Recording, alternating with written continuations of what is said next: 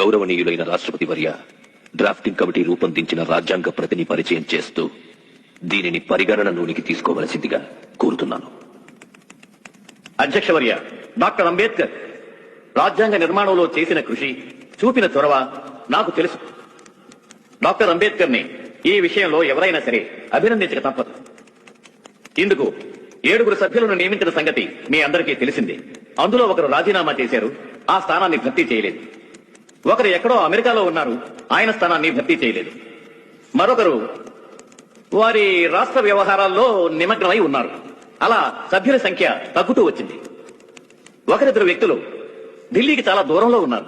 బహుశా ఆరోగ్య కారణాల వల్ల వారు హాజరు కాలేకపోయి ఉండొచ్చు.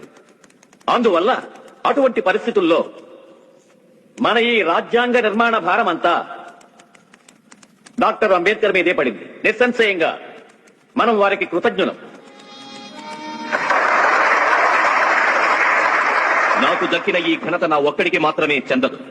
అందులో కొంత అసెంబ్లీకి రాజ్యాంగ సలహాదారులైన సర్ బిఎన్ రావు గారి కూడా చెందుతుంది.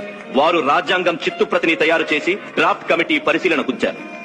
మరికొంత ఘనత డ్రాఫ్టింగ్ కమిటీ సభ్యులకి కూడా చెందుతుంది.